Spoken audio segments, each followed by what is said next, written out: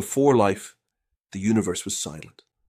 For more than 1 billion years, Earth was nothing but rock, water, and chemistry.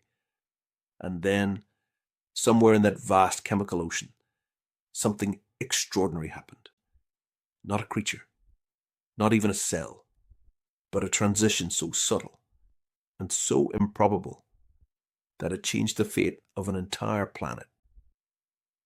This is the moment chemistry became life. And although we don't know exactly how it happened, the clues life left behind tell us a remarkable story. 4 billion years ago, Earth was an alien world. No continents, no plants, no animals, not even bacteria. Just oceans of minerals, tides of energy, lightning, volcanoes, and hydrothermal vents pumping heat into a restless sea. Despite the chaos, something important was present.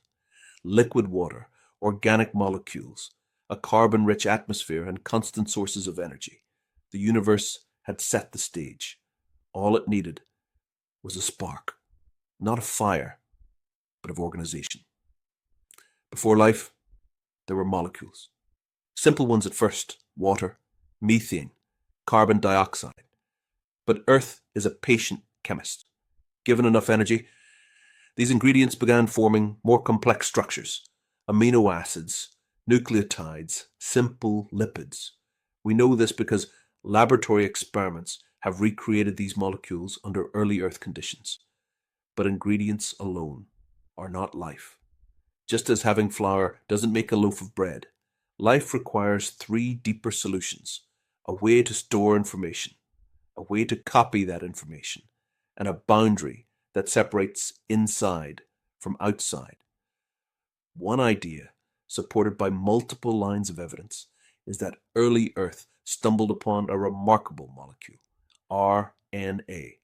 RNA can store information, and it can fold into tiny machines that help reactions happen faster. It behaves like chemistry and like biology. This makes RNA a natural candidate for life's first step, a concept known as the RNA world. Imagine a tide pool where countless RNA strands form, break apart, and reform. Most do nothing, but a few fold just right, and suddenly they help make more copies of themselves.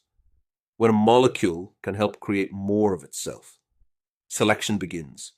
Not evolution, not yet, but a gentle push towards stability and complexity. Life's first whisper.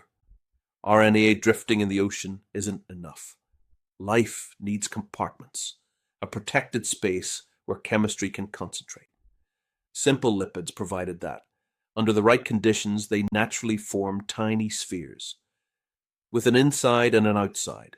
These are protocells. If RNA found its way inside one of these protocells, it became protected, concentrated, and capable of copying itself.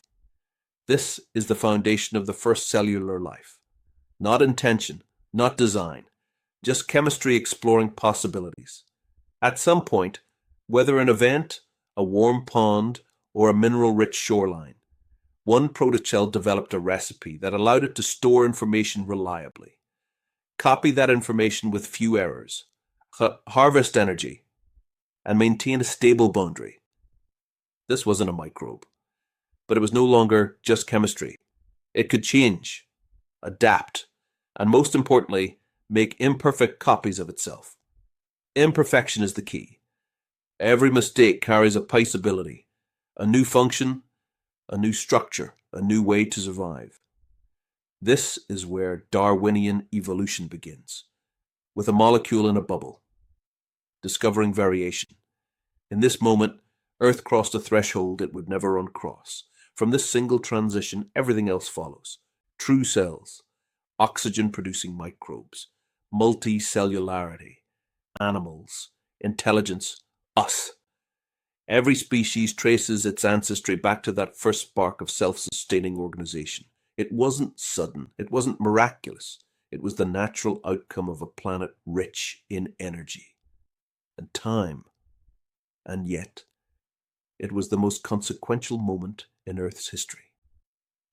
Today we look back across 4 billion years and see a universe that has grown aware of itself, a universe that can ask where it came from and how life began.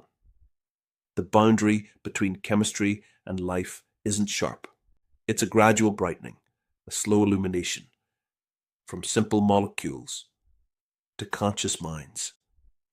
The journey began with a single transition, a moment when the universe learned how to remember.